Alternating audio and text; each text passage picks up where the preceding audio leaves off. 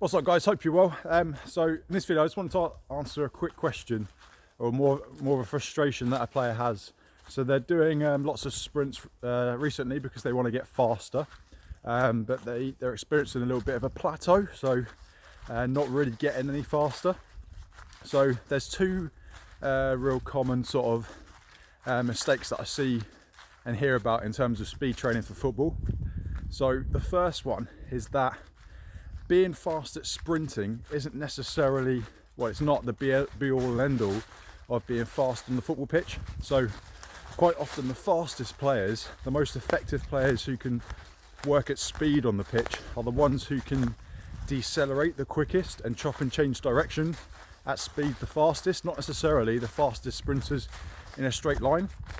So with that said, the first thing that I would suggest if you're experiencing a bit of a plateau with your speed is to practice your deceleration and your deceleration technique.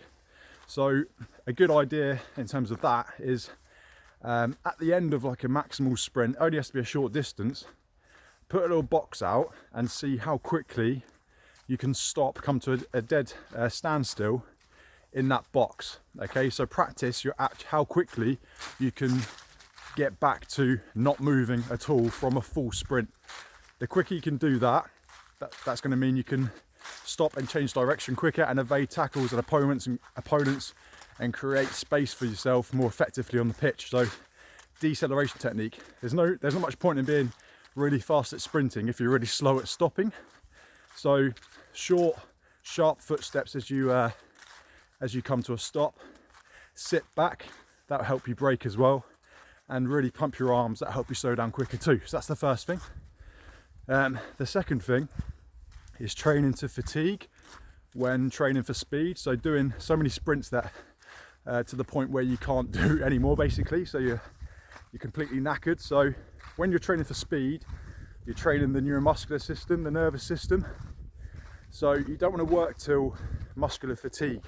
That would be more like your endurance-based training. So as soon as your speed starts to drop off in whatever you're doing, whether it's a sprint or some plyometric work, as soon as the speed and explosiveness of those actions starts to drop off, then you need to stop. You don't want to work till muscular fatigue. Okay, if you're new to this type of training, you still might be quite sore the next couple of days, but when you get used to it, that'll fade away.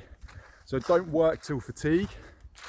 As soon as your speed starts to drop off, then it's time to stop the set. You shouldn't be knackered after your speed training, whether that's in the gym or out on the pitch. So along with that, what can help your speed?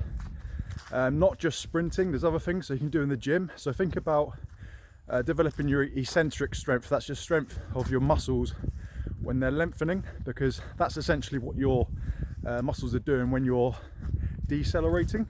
Okay, so two good exercises to think about. One is the Nordic exercise. So that's the hamstrings, how strong they are, developing the strength in those as they're lengthening. So that's the first one.